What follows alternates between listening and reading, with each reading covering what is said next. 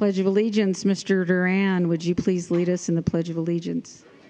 Will everyone please rise and put your right hand over your heart? Repeat with me. I pledge allegiance to the flag of the United States of America and to the republic for which it stands, one nation, under God, indivisible, with liberty and justice for all. Okay, thank you. Okay, roll call. Let the roll call reflect that all board members and cabinet are present. Is there a motion to approve the minutes of the regular meeting of June 6, 2023? So approved. Pierce. Is there a second? Second by Alvarez. Is there any discussion? Hearing none, all those in favor say aye. Aye. Any opposed? Any abstentions? Motion carries 5-0. Board meeting addenda. Dr. Maeve Ulmer, is there any addenda to tonight's agenda? There is not. Thank you. Let's see, approval of agenda. Is there, the board will be asked to take action on the superintendent contract later during the meeting. I have an oral readout statement to read out. Government Code Section 53262 mandates that employment contracts for local agency executives be ratified in open session. In addition, California Government Code Section 54953C3 requires an oral summary of a recommendation for a final action on the salaries, salary schedules, and compensation to be paid in the form of fringe benefits to be paid to a local agency executive. Here is the oral summary for the proposed amendment to the employment agreement for the superintendent. The proposed amendment will extend to the employment agreement through June 30th, 2026, with no other changes. Is there a motion to approve the agenda of the regular meeting of June 20th, 2023? So moved. Second. Pierce. Is there any discussion? Hearing none, calls for the question. All those in favor say aye. Aye. Aye. Any opposed? Any abstentions? Motion carries 5-0. Community, staff, and student recognition. Dr. Maeve Ulmer. We actually have none this evening. Oh, wow. It's summer time. Okay. There are plenty of people that we could say great things about, That's but tonight true. we have no formal presentations. That's true. Okay. Introduction of new or recently promoted employees. Dr. Maeve Ulmer. Yes, I'll turn it over to Dr. Hyde. Okay, good evening, everyone. This is one of my favorite things to do, and that's introduce our new management appointees. And I'm very excited to introduce and ask Tammy Carly Barrow to step forward. She's our new assistant principal at Glenn Middle School.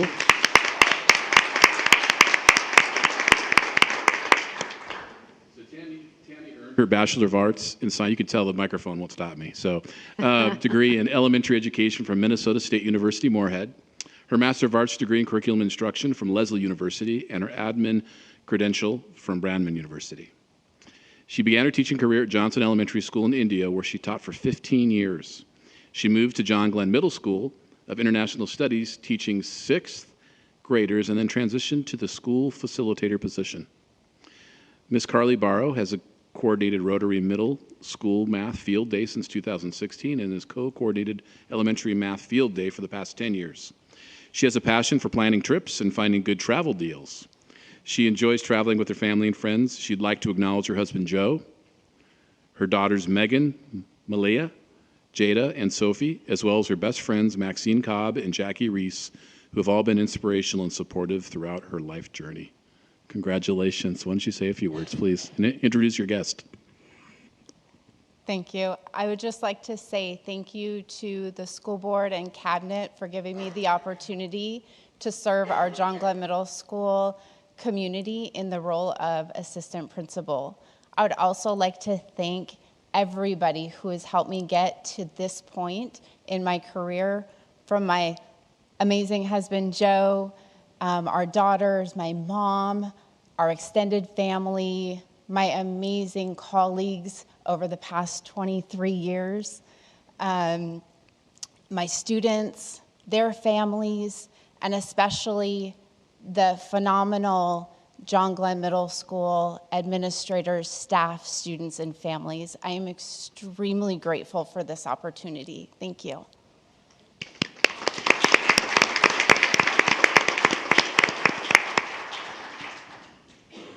I'm also very excited to ground up. He's also led his site to becoming a California Distinguished School. Paul enjoys hiking, golfing, swimming, and reading. This evening, Paul would like to acknowledge his daughter Carly, who works for the Phoenix Police Department. He states he is very excited to be part of the Desert Sands Unified School District and to begin serving as the principal at Earhart Elementary School. Welcome, Paul. Please say a few words. Thank you. School Board of Trustees President Porras, the School Board of Trustees, Superintendent May Volmer, and the Cabinet, and everyone here. Thank you guys so much for inviting me into the Desert Sands Unified School District. I'm honored and humbled to be the next principal at Earhart Elementary School. I'm super excited to meet everyone, to get started, to build relationships, and just carry on the great work that's been happening at Earhart. So I know summer is just starting, but I'm ready to go. So thank you again for having me here.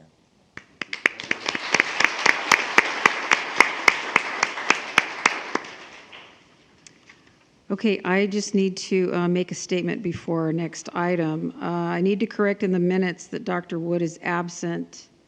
He is not feeling well, so I need to have that put in there. Okay, so now we're at board and superintendent comments. Mr. Duran. Well, hi, and good evening, everyone. I just want to begin by welcoming Tammy and Paul to Desert Sands Unified School District, and congratulations on your promotions, and good luck to you. I know you'll do super jobs. I'm looking forward to hearing great things from from both of you. Thank you so much for coming. Outside of that, I don't have any other comments, but welcome everybody for coming this evening. Great, thank you. Dr. Watson. Congratulations on your promotion. Welcome to Desert Sands. One thing that I did want to say I participated in as both a parent and a board member was the GATE introduction that was held a couple of weeks ago, and it was amazing to see how many students and parents were there. It was very informative. I'm very happy to see that we're going to include the parent voice in the process of developing the GATE program, and I'm excited to see what we do with it. Hey, Ms. Pierce. Yes, I'd like to congratulate Tammy. We've worked together on our joint coordination of the elementary math field day, and she's just a great person and so great with the kids over there at John Glenn, and I really think that that's a perfect fit for you. And also to welcome Mr. Kraft. I always ask everybody that comes from the beach, why? I was over in Oceanside and San Diego yesterday and Sunday with my mother taking her visiting, and I was like, oh, this is so nice, 69, and my mother's freezing. I don't care, Mother, put on a sweater, So it was really nice, but you have a home out here, and you know what it's like, and you're a golfer, so you'll fit right in. So I just want to welcome you, and like I said, that's my old school site, Michelle back there, and it's a wonderful site with great staff and parents, so I'm looking forward to you continuing that. I also attended with Kylie the GATE thing. That was one of my passions when I was teaching, and I was just amazed at the wonderful turnout and the fact that we haven't tested for 4 years or so because of COVID, or 5, and testing 7,000 students from 2nd to 5th or 6th graders, and got that pool of kids that is yearning for that extra stimulation and challenge and all the abilities that they can do to put into that. So I think your GATE experience will fit right in with the IB inquiry and critical thinking and questioning thing right off the bat. So I just want to say I was just amazed that so many parents turned out. We weren't even expecting. It was standing room only, and it was a great presentation. I wish I could have stayed for the entire thing. So I guess it's on the website.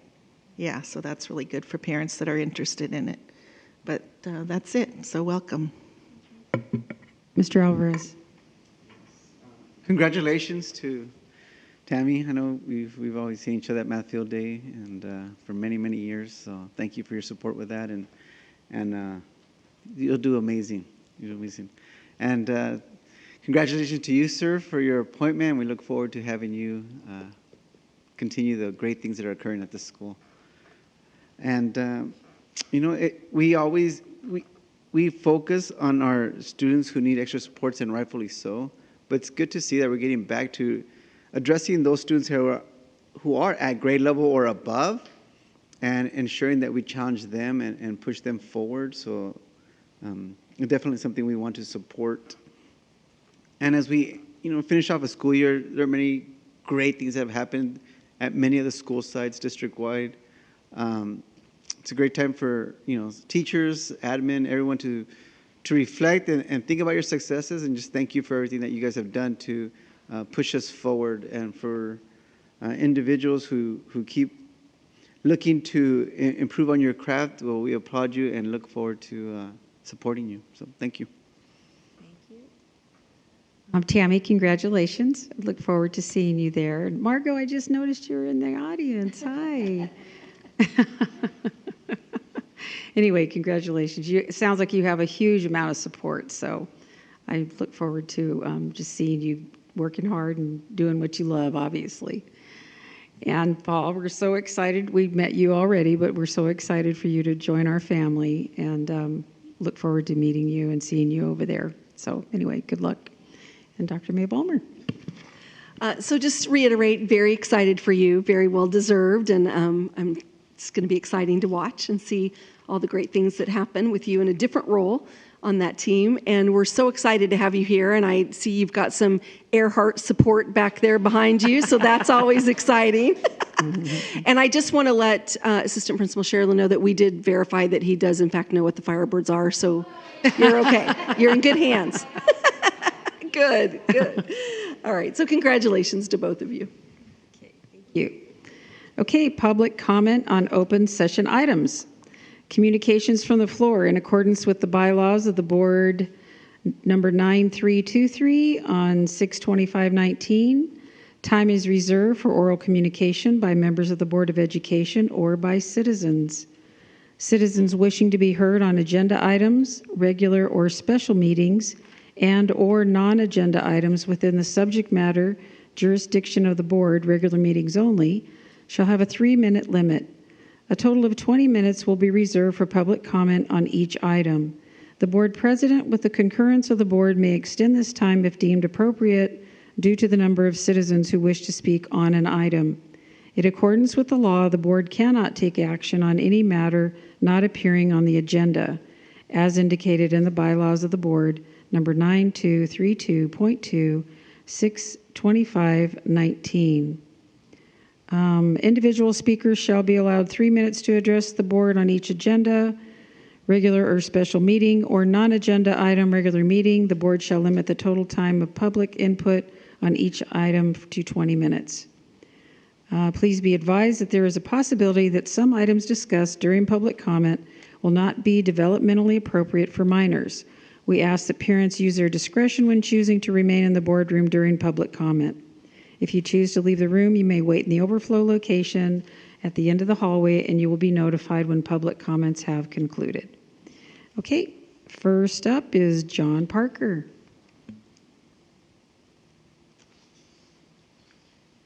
Good evening. This is G-rated, by the way. You can all stay seated. I did read through the entire agenda, believe it or not. And tonight is going to be a long night, in case you were wanting to get out of here early. I have a whole bunch of questions and ideas, but I'm going to forego a lot of them. I do highly recommend reading through the 23-24 Local Control and Accountability Plan. I know a lot of work went into that. And on some of the areas, there's missing data, which would be really good to have. But I noticed that the survey, I have one question.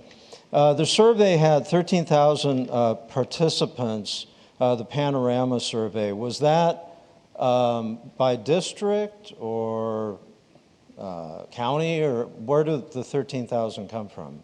Is that in the district? Do we know?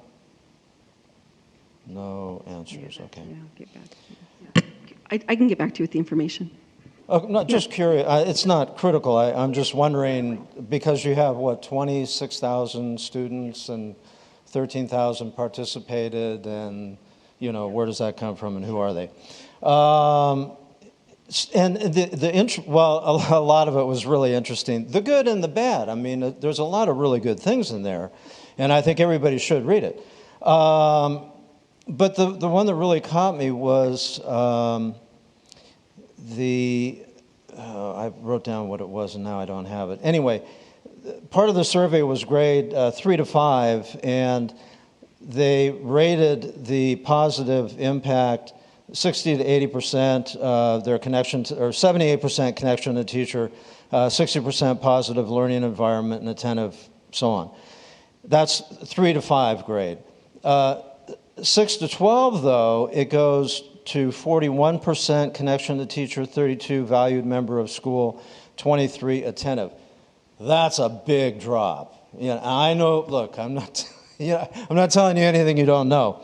But the one thing that did jump out at me that might make a bit of a difference, everything is so complicated. You know, you've got people that are creating programs and systems and everything that make it harder for the teacher. You know, they have to spend all their time filling out, you know, data and whatever else they have to do, complying with different programs. And then, of course, that takes away from the students. That's my guess. And there's bureaucracies that are paid to come up with different programs, and they get more and more complicated. Just read through the report. But anyway, I would just really recommend if there's a way to just trim it down a little bit and make it easier, not just for people like me to digest, but for the people that have to implement it. Thank you. Thank you. Sherry Johnstone.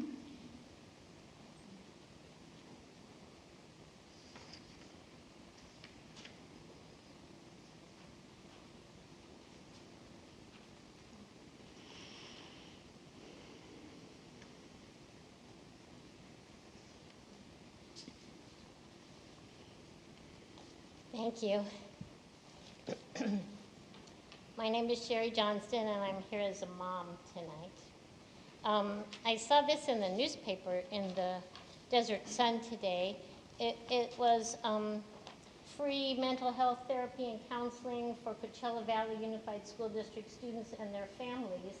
And in person, all sessions are confidential, and the logo from the school district is there. And I called the number, and I asked them how did it work, and they said that it is funded through the Latino Commission, which is funded through Medi-Cal. We have the same kind of Medi-Cal funding at this point through here. So tonight I'm here to talk to you about the Medi-Cal. They help every family, every student that calls that number willingly. They have a facility for one-to-one counseling. They have a facility for substance abuse if that's the situation on another street. As a mom, we parents do our very best, but when our child is suffering, it takes our nights, our sleep, our worry. His father and I, with our son, tried everything that we could, the finest medical help, anything we could think of, and it just didn't seem to help. And that happens at any age, whether a child suffering from anxiety at 5 or 6, or clinical depression, or a medical that needs diagnosis, whatever it might be. But we felt helpless. And years later, he shared with me, after completing a degree in clinical psychology and a master's in writing, he shared with me that he wished that he had had something like we have in this district, someone that would sit with him, that had gone through what he had been through, gotten to the other side, giving him hope, giving him success, giving him a plan, and that peer support specialist and that whole program would really have saved us, he said, so much pain as a family. He could relate, he could understand. You know, this program we have here, anybody who needs help, there is a miscommunication, I think, to the board at a presentation that the Medi-Cal peer specialist and the team can only see Medi-Cal patients. That is not correct information. They may see anyone, any family, any time, any person, any student. and connected to doctors and psychiatrists and the like. And the only thing is, the law says you must only bill for complete reimbursement for the students who are in Medi-Cal. But you can see anyone, and you're not going to turn someone away. If we lose this program, it will send students and parents searching for help, like my son and I did years ago. But with the Medi-Cal team, this district has the resources to protect our families. Thank you. Laura Lee?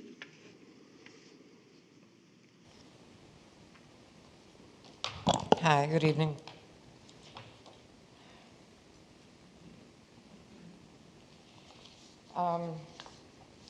The last communication that I'm aware of from the Equity and Diversity Collaborative was this one, 5/17/22.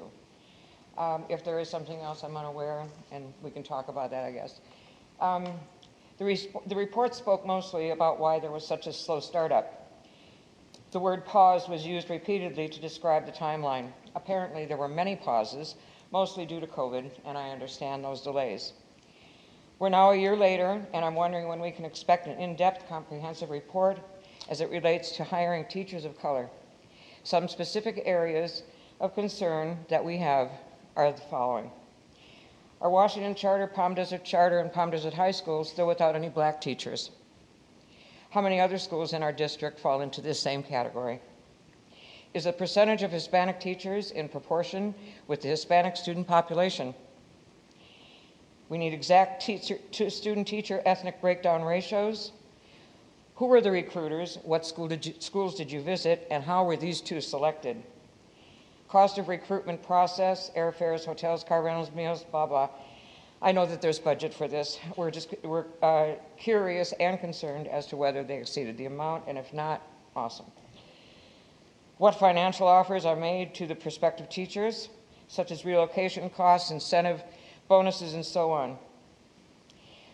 We'd like to know all outcomes. What is our bottom line? Where do we stand? Has there been any significant progress made? These are the main areas of concern, and I'm hoping that you will have this very important report ready to present to the Desert Sands community before the start of the 23-24 school year. Thank you so much. Thank you. Larry Belenich?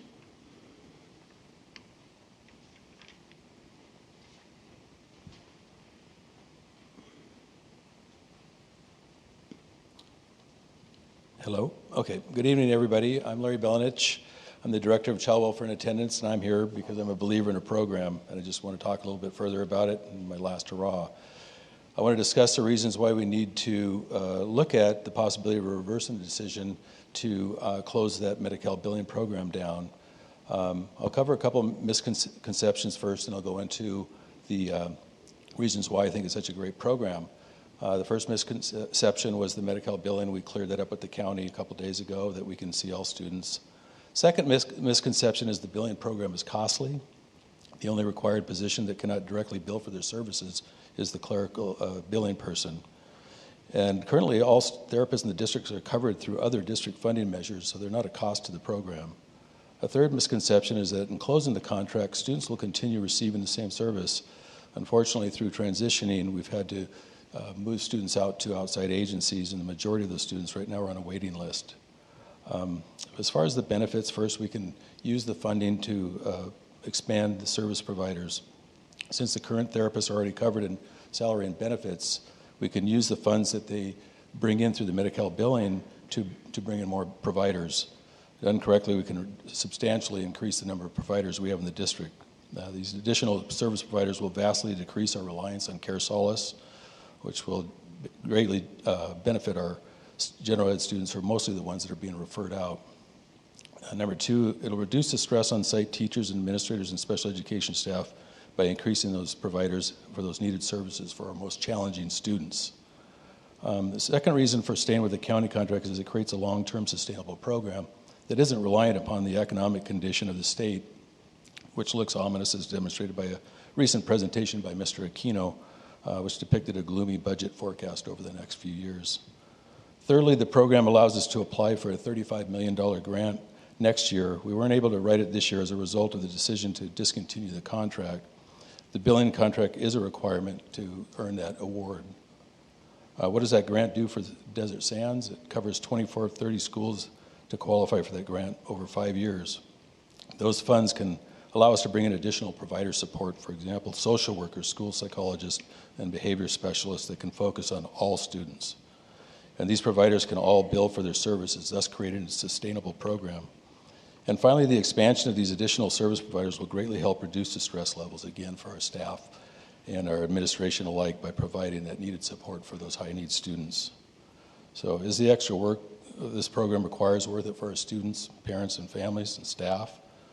And are we going to be leaders or followers in this endeavor? Thank you. Thank you. Okay, we're on number 14, the California School Board School Dashboard Local Indicators. Just information. Staff conference items, Dr. May Wilmer. Yes, we have our presentation this evening from West Ed on the review of our special education program. So I'd like to invite Donna Minders up to the podium, and she'll be leading us through that presentation.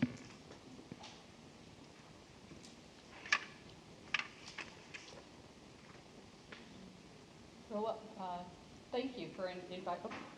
Thank you. There are people online too, so they can hear. Thank you. Thank you so much for inviting us into your district to be able to spend a couple of months to really look into your special education program and services. It was a great honor, and we really want to thank all of the district staff that not only helped us along the way in terms of identifying ways that we can generate interest in our data collection, but also engage a wide variety of different participants in that, that data collection. So we're very thankful for that. So am I controlling the slides here? There's I think an advancer right there To your right, to your right, on the little shelf on the right. Here? No, to the right, there. Sorry. I like a newbie here, so I'll probably turn it off too. Again, I'm Donna Minders with West Ed. This was a team of folks that we had from West Ed that were participants in the data collection, data gathering, analysis of the data, and now in writing the report. And so we have a wide variety of folks on this team that are both representative of years of experience within special education and general education, as well as district and state level experience. And so we brought all that to bear on the data that we collected and analyzed across the district. Just a brief kind of overview of the mixed method, research method design that we put into play here. We really looked at quantitative data, so data that is really about counting, so things like enrollment, achievement, compliance, and attendance, and so forth. And then we had a great deal of qualitative data as well. So this would be data which are comments from our interviews, focus groups, and surveys. This is just a bit of an overview in terms of the data that we collected. We did have 4 different surveys, had fairly good participation on all of those. We did a sampling review of IEPs of about 20. We spent some time on site and did a sampling across the district of the various types of programs and services that were serving students that were receiving special education services. So we saw had a chance to visit 14 schools and around 4950 classrooms that we observed. And then we did focus groups and interviews across the district and had a great deal of input on all of that. And so in addition to that, we received emails, we had district data that we looked at, and publicly available data as well. And so all of this was a tremendous amount of data. And I have a lot of data in these slides, and I'm going to highlight it for you because I know you don't want to be here all night. And the report is not out yet, and you'll have plenty of a chance to look through and really dig into some of that data. So I may be skipping over a little bit of this as well. So I just want to start off by saying that the fact that we were invited in to look for areas of improvement tends to make us look into the data and look for areas that are challenges and issues. And so it seems like we will spend a lot more time on the challenges and issues and areas that can make recommendations than we do on the wonderful programs and services that you have across the district. And so I just want to state that we were totally overwhelmed with the compassion and the passion and the commitment that we ran into all across the district. And you have a lot of great staff and parents and working very hard under what we have known are some very difficult circumstances over the last couple of years. And so we do recognize that, and we do try to point out some areas that we saw that are strengths, but we will spend a lot more time talking about where some of the challenges are as well. We do a number of reviews of districts all across the country, and we have a deep evidence base that we look at. But I just wanted to highlight just a couple of the key data points that we utilize when we come into a district, and the lens that we're looking through. So the first piece of data or evidence that we are sharing here is from a study that was done in 2005, and they found that the single most consistent, significant predictor of academic achievement for students with disabilities, and this is despite whatever kind of a district that they were in, or grade level or content area, that single most significant predictor was the performance of the general education students. And so it is one of the reasons that we look at the system and not at just isolating special education. It's because the system the students are a part of that system, and how the system performs for all students is indicative of how they're going to perform for the students with receiving special education services. The second quote here is from a study that was done in 2021 here in California. It was the Special Education Governance and Accountability Study.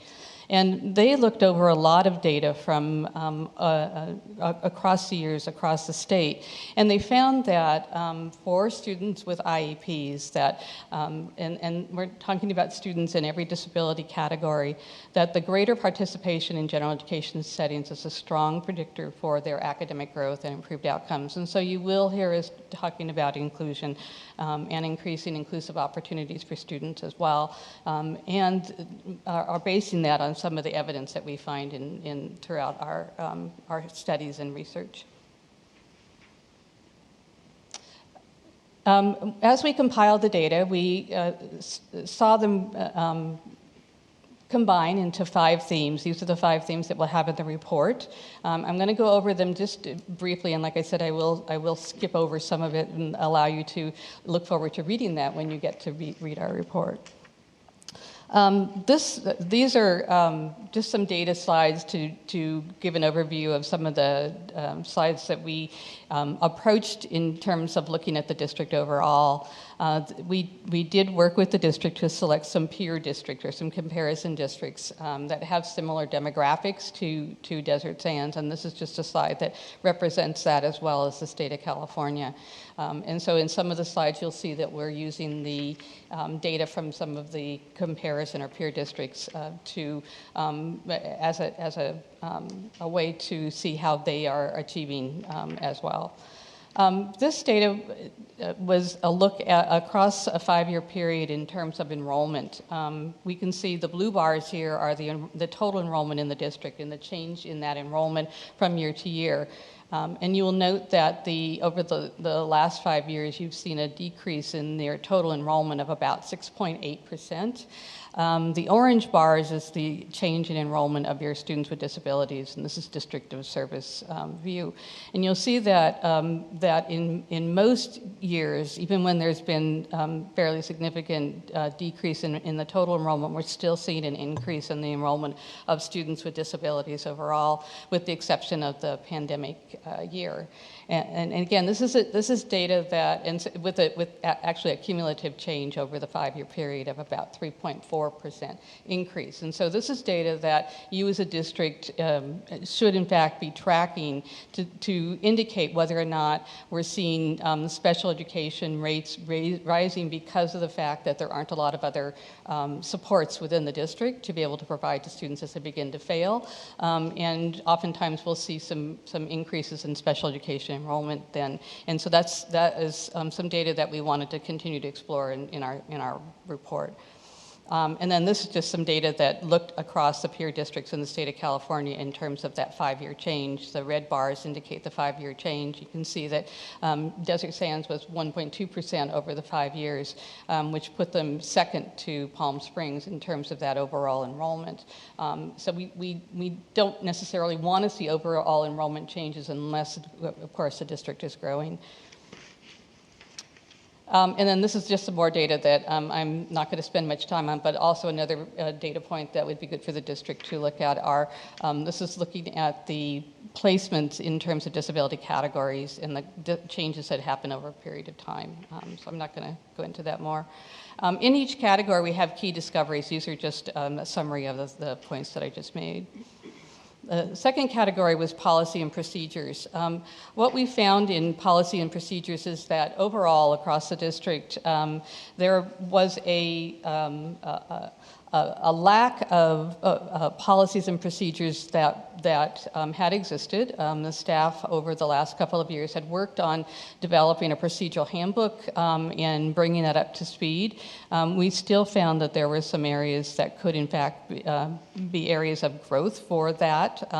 And part of that is the changes that have occurred over the last several years in terms of looking at the increases in the services that are provided for social emotional supports and the increased movement towards inclusive practices. And so looking at really helping to define some of those roles and responsibilities for all of those new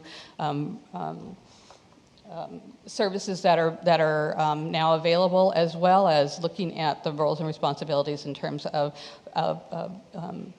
ownership and support for inclusive practices. So just, again, some recommendations around that. The other one that I want to highlight here, or two that I want to highlight here, is that we saw a need for, and this was reiterated in a number of comments from staff and from parents, around what's the vision of inclusive education for the district? What is it that, where is the district heading, and how is it that we're going to support that? And so really being able to engage folks around discussing what that vision, what those services will look like, will really help to not only align the services, but provide more efficiency across the district. The other area of growth that we saw was in communication. There were lots of comments about the communication from the district office, and there's a need for more two-way communication to occur so that there's communication and there's support for being able to listen to what staff and parents are feeling. And so being able to build that in, and it's some recommendations that we'll go into more depth in the report. The final one here is that the IEP reviews that we did, we found the IEPs to be mostly compliant, which is good. It shows that the district has done some training and support around that. We did see an area of growth could be building more specificity into the IEPs, particularly in the goals, and looking at really how to best address the individual student needs. We heard comments from a number of teachers saying that it would be really helpful to have more clearly defined individualization in those so that they know how to best support those students. Also in each of these, and I'm not going to go through all of these, but we do provide in their own words or in their own voice comments from surveys and focus groups that are indicative of a number of comments that we received. And so we pulled some of the quotes, but they were representative of a number of different comments that we saw. So when you see any of these, and these just support the points that I was just making, so I'm not going to go through all of these. The third theme was learning environments. What we were looking at here was the changes in terms of inclusion, rates of inclusion. So this is a 5-year period. So we looked at the blue bars as being 2016-17 and the orange bars as being 2020-21, and the degree of change in terms of the rate of inclusion. Inclusion is, as we said, a support and an indicator for improving outcomes for students. It is measured. States have to set targets in this, and the states are measured by the Federal Office of Special Education Programs. And so you can see on the far right the state target. So as we look at Desert Sands, which is in the box on the far left, we see that the state target for rate of inclusion for school-age children has not been met. And then we look across the districts, the peer districts as well, and we can see that Desert Sands is kind of in the middle. So it's a tough indicator that districts struggle to meet, but it's also one that is something that we encourage you to continue to work in that area. And I just wanted to point out, this is the measure for preschool. You can see Desert Sands on the far left not only met the state target, but bypassed it by a great degree, and it was able to keep that going over the COVID years, which, as you can see, the peer districts struggled with that. And so kudos to you for being able to continue to support that level of inclusion in your preschool students. Again, I'm not going to highlight all of these, but I did want to point out that there's a great deal of support for continuing to build inclusive options in your schools. The site leaders that we spoke to, the teachers, both general and special education, were excited about and had a great deal of support, but they would like to see it done well and more consistently. We saw several comments from leaders saying, we're having to now make all this up in terms of how we will support inclusive education. It would be really helpful if the district had an overall vision of what that looked like, and then be able to provide those supports across the various sites in a way that allowed for more consistency in how that happened. We also looked at state assessment scores, which have remained fairly flat. We also looked at the achievement gap, and the gap between the overall student assessment scores and the assessment scores for the students with disabilities, and saw that gap, in fact, has been growing over time. What we'd like to see, and what we typically would like to recommend, is that through the use of more training for staff, general and special educators in things such as universal design, more work around how to provide accommodations and supports, that we would begin to see all of our diverse learners doing better in those state assessments. And so I think we want to highlight that in terms of the need for not only clearly identifying what that looks like, but need for training staff around it. And I just want to highlight the poll quote on the right there. This is the indicative of the types of comments, and it says that students who have experienced inclusion are more welcoming, accepting, nurturing, and celebrate diversity with their peers. It's amazing to see it happening right in front of our eyes daily. And this was representative of the support that we saw for inclusion across the district. They just would like to see it done a little more consistently and better, and have that overall vision, and the training provided to be able to support that. The fourth theme here was human resources and fiscal responsibility. We're still working a bit on the fiscal responsibility, so I'm not going to talk much about that right now, but I think the overwhelming concern that we saw here was in staffing. It's been challenging in your district and in all districts that we've worked with across the country to be able to fill open positions, and we know that is an area that has impacted your services over the course of the past couple of years. In fact, I think one of the areas, if we look at these recommendations across the board, really being able to look at that professional development, providing staff with that, but that definition of how students are being supported and what that looks like. Teachers reported over and over and over again that they were overwhelmed with caseloads and case management, and trying to then handle students' challenging behaviors, and being called away from their inclusive environments, their inclusive supports, because there weren't staff to be able to help with students that were experiencing extreme challenges. And so I think being able to look overall and being able to provide not only that support, but to look at how is that support being provided is going to be a way to deal with that. The other is that I think it's really important to really support the staff that you have so that you're not losing staff anymore. And I think being able to provide some of these, the consistency, the definition, and some of the training, the staff will feel more prepared and supported to be able to handle some of the challenges that they're seeing across the student population. I'm going to move on to the final one. The fifth one is systems integration, and in that, what we're talking about here is alignment across the system. So being able to look at a system, the umbrella of multi-tiered system of supports as being a way to bring all of these various supports together, both for your learners that are challenged, but also for your learners that are achieving above the norm as well. So we're looking at all of those various supports coming under this umbrella of multi-tiered systems of support. So there's alignment and there's a focus on being able to provide the interventions, the supports, the whatever else is needed in a more consistent way. And so if we know that the district had started this, like a lot of districts had, and then put a pause on it in terms of the issues that came up around COVID. And so I know that the team is starting up again, and I think it's important that we look at all students within this, and so the students with disabilities being considered in all of this is going to be critical.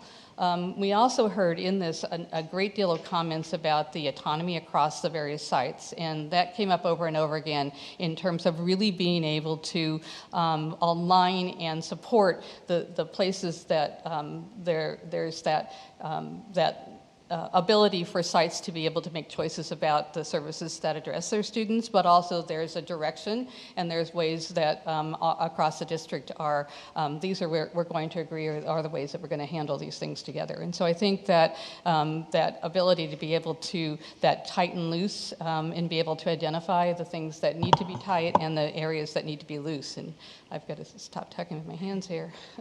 And we see this in a lot of the comments that came out. And I think the one comment that I just wanted to highlight there was the district choosing to be reactive instead of proactive. I think looking at implementation of that system of supports and really looking at how do we allocate staff to that proactive ability to be able to serve in that proactive manner as opposed to always being reactive and dealing with the issues that come in front of our face all the time. We put these into three overarching concepts, and so I'm just going to briefly go through those and then see if there are any comments. The first was to really integrate the vision of special education in the service delivery model into the district MTSS implementation plans. And so really having that voice of special education represented at the table, being able to make sure that students with disabilities are included in all of this, and that the opportunities, both the universal, the overall opportunities, as well as the intervention opportunities are also available to students with disabilities. And so again, looking at building that and continuing to build that system of support.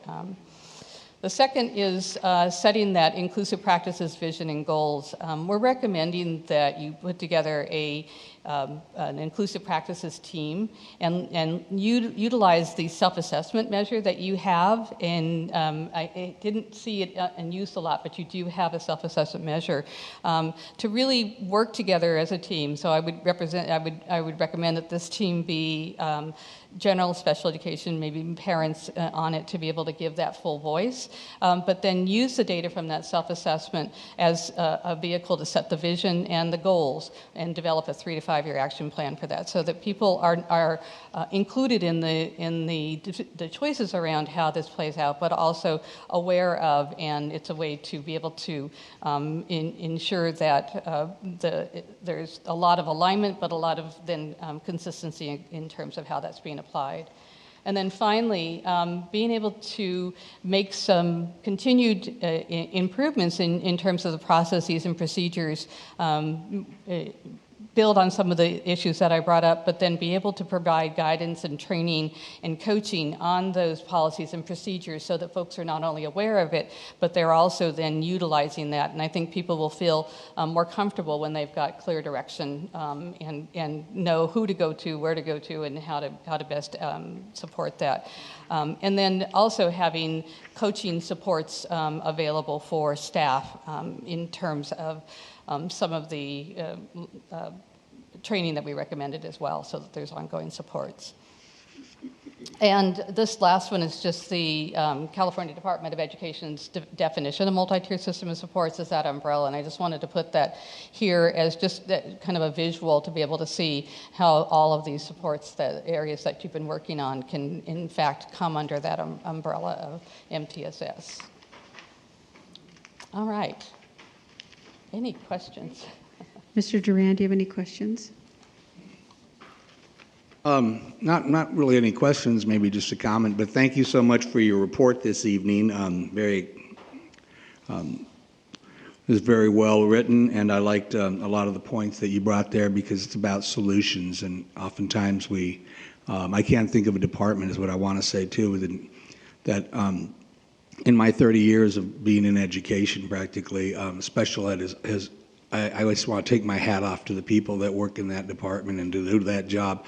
That is a tough job, and I saw some of the comments there, I know, from teachers that feel like they work all day long and they can't seem to get it done, and I want to let them know that I know that feeling. I've seen that work done before, and my complete kudos to them, and keep up the work. And I also, too, want to make sure that they know that there is support here.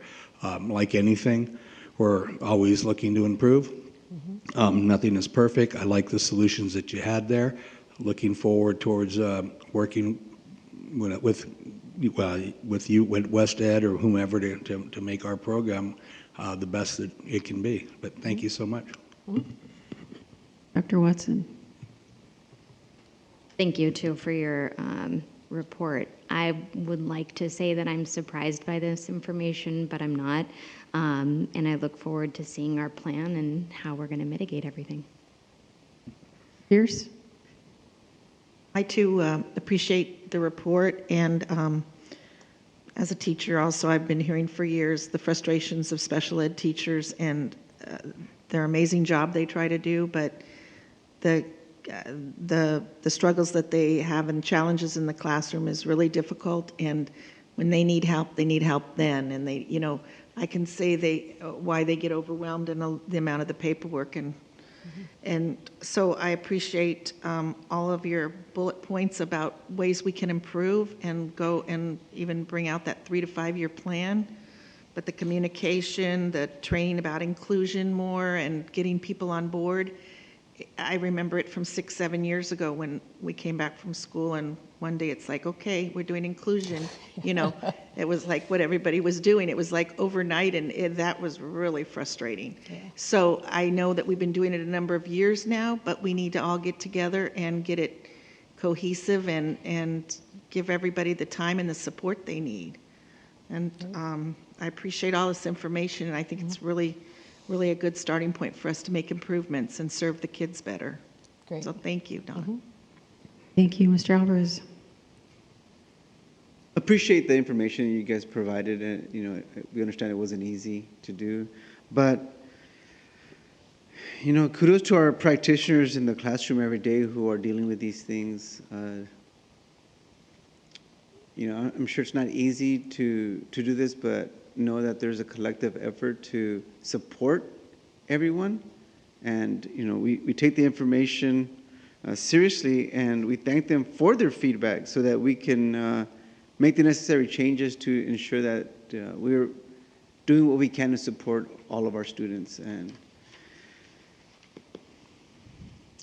thank you. Hi, Donna. Hi. Thank you so much for this report. I'm so excited.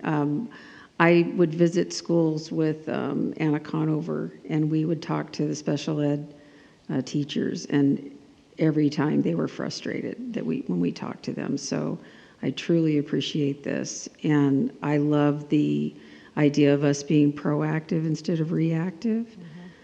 because we really do need to support them and get them whatever training or whatever tools and support that they need, because ultimately it's for our kids in special ed. So, but I really believe that our district is going to use this as an excellent tool moving forward to put a plan, implement a plan that is measurable, that we can be proud of. Okay. So thank you so much. Dr. May Vollmer? Thank you very much. I know that we'll get a lot more detail when we see the report, but I do want to thank you. And I think it's important. I think it's important because we want to have the very best program out there that we can possibly put together for our students and for our staff. And I think my hope is, having spent the fall sitting at our school sites, listening to staff, talking with them, I'm sure that this is very validating to them to hear that their concerns have been heard and that we are paying attention to them. And I feel very confident that we'll be able to develop a plan and address these things. So very much looking forward to what that looks like as we move through that process. But thank you for your support and your assistance. Thank you. Again, thanks for inviting us, and you can look forward to a very comprehensive report in the near future. Thank you very much. Thank you. Okay, public hearing, there is none. General functions, business services, there are 6 items in general functions, business services, with item 3 being a resolution which will require a roll call vote. So, is there a motion to take items 1, 2, 4, 5, and 6 as a group or individually? So moved as a group, Alvarez. Is there a Second, Pierce. Thank you. Is there any discussion? Hearing none, calls for the question. All those in favor say aye. Aye. Any opposed? Any abstentions? Motion carries 5-0. Local control accountability plan. Let's see, hold on. That's 1, 2, 3. Sorry. I know I'm just reading here, so I'm going to do the resolution. So, resolution number 38/2022 to 2023, emergency purchase of vehicles. Is there a motion to approve number 3, resolution number 38, 2021, or 2022-23, emergency purchase of vehicles? Make a motion. Okay, motion Pierce? From Pierce. Okay, is there a second? Second, Alvarez. Beto? Okay, this is a resolution, so let's see. Roll call vote, Mr. Duran? Aye. Dr. Watson? Aye. Ms. Pierce? Aye. Aye. Mr. Alvarez? Aye. And I vote aye. Any opposed? Any abstentions? Motion carries 5-0. Okay. General functions, education services. There are 9 items. Is there a motion to take these as a group or individually? Motion to take them as a group, Alvarez. Is there a second? Second, Pierce. Okay. Any discussion? Hearing none, calls for the question. All those in favor say aye. Aye. Any opposed? Any abstentions? Motion carries 5-0. General functions, personnel services. There are 7 items. Is there a motion to take these as a group or individually? So moved to take them as a group. Second? Second, Pierce. Ms. Pierce, is there any discussion? Hearing none, calls for the question. All those in favor say aye. Aye. Aye. Any opposed? Any abstentions? Motion carries 5-0. General function student support services, there are none. General support services superintendent, there are none. Consent items, student matters, Dr. May Vollmer. Yes, tonight in closed session, the board took action to approve the following student matters. Stipulated expulsion case number 22/23-86 on a motion by trustee Alvarez, seconded by trustee Pierce.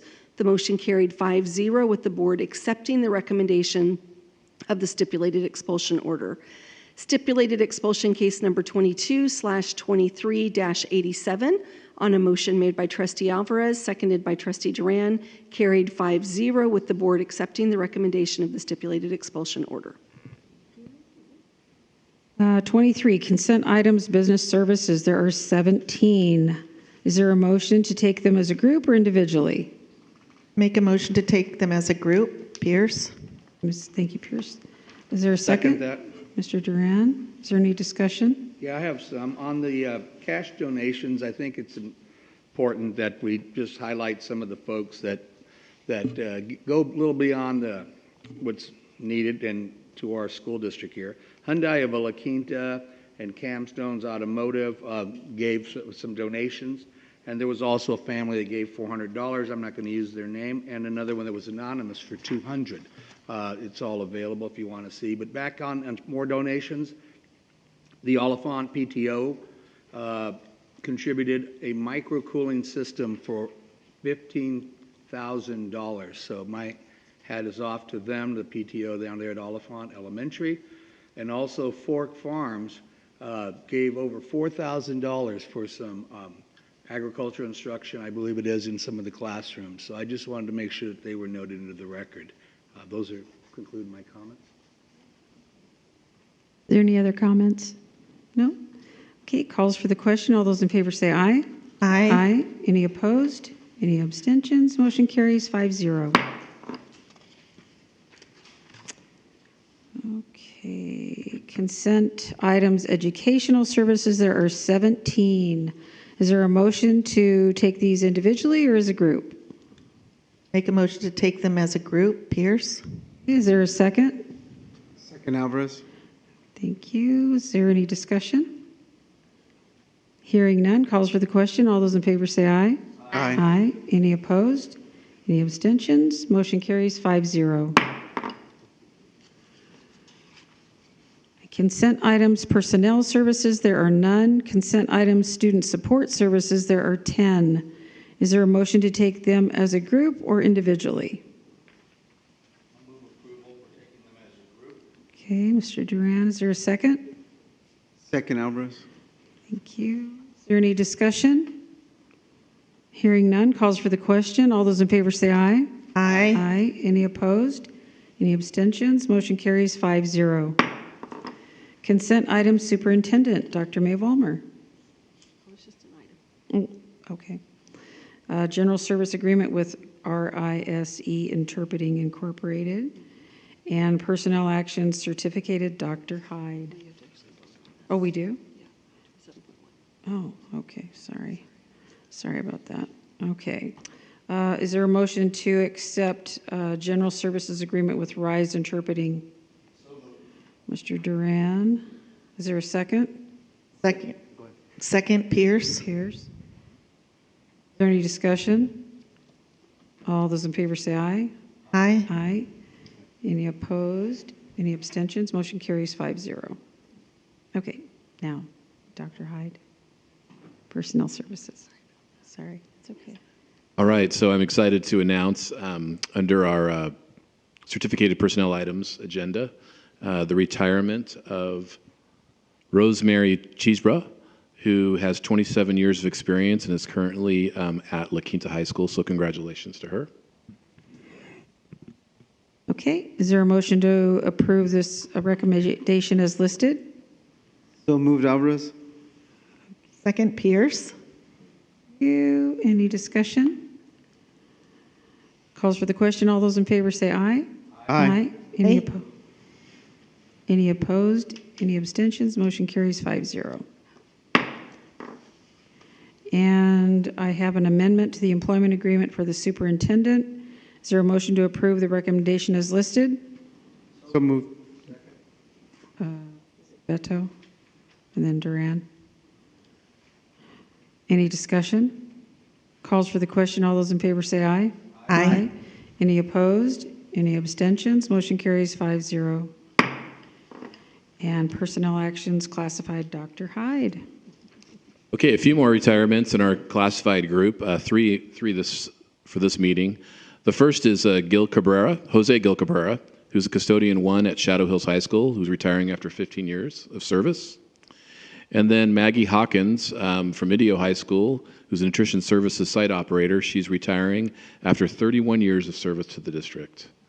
And then last but certainly not least is Susan Roos at Earhart Elementary School. She's a nutrition services specialist. She's retiring after 30 years of service. So combined, these employees have 76 years of service to the district. Kudos to them all. That's amazing. Okay, so is there a motion to approve the recommendation as listed? So moved, Alvarez. Okay. Second, Pierce. Thank you. Any discussion? I just want to say I had written down 103 years total, so that's for both. That's for classified and certificate. So sorry. Just had to put that in there. Anyway. That's why you're the president. I was going to have Mr. Okino I help know, Dr. right? Hyde with his math, but apparently that won't be necessary. Anyway, I just want to say congratulations on making it to the finish line. And that's amazing. 31 years, Maggie, for nutrition services and 30 years for Susan Ruse. That's amazing. So thank you so much for your service. Okay. Calls for the question. All those in favor say aye. Aye. Any opposed? Any abstentions? Motion carries 5-0. And call out for closed session actions, Dr. May Vollmer. Yes, I have two this evening. So the first one is listed under closed session of item number 3.3. Tonight in closed session, the board took action on settlement claim number 21-L-013 on a motion made by Trustee Duran and seconded by Trustee Alvarez. It carried 5-0 with the board approving the settlement claim. And the second item is item 3.4 on the closed session agenda. In closed session tonight, the board approved the appointment of the following individuals. It's a long list, buckle up. Julia Alberg Burbank to the position of Assistant Principal of Dr. Carry-On Academy. Christy Gerard to the position of Assistant Principal at Carter Elementary School. Kristen Harper to the position of Assistant Principal at Truman Elementary School. Leticia Hernandez to the position of Assistant Principal at Monroe Elementary School. Caitlin Hubbard to the position of Assistant Principal at Franklin Elementary School. Megan Peterson to the position of Assistant Principal at Oliphant Elementary School. And Cameron Rowe to the position of Assistant Principal at Desert Ridge Academy. And finally, Eduardo Nunez to the position of Quality Assurance Facilitator. This was passed with a motion made by Trustee Dr. Watson, seconded by Trustee Alvarez, and it was a unanimous vote of 5-0. Great. Congratulations. Okay, so suggestions for future agendas that receive at least 3 votes. Mr. Duran.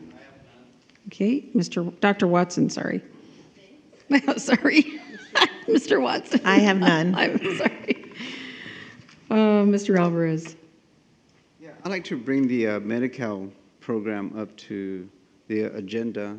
I thank everyone for the information and the clarifying information, and just the overall work that's being done by everyone involved in the program. So I'd like to bring it forward. There are 3. Mr. Duran?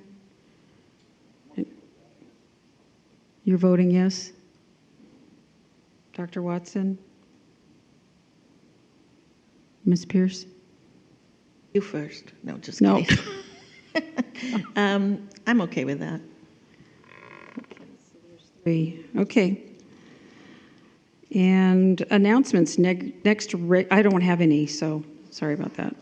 Next regularly scheduled meeting of the Board of Education will be Tuesday, July 18th, 2023 in the Desert Education Center Boardroom, 47950 Dune Palms Road, La Quinta, California, 92253. And we are going to be reconvening to close session. We will come back at 7, or whenever, to close the meeting when we get done with closed session. So we don't have any call-out things or anything. We're just going back to discuss some things. So it's 8:11. So Yes. yeah.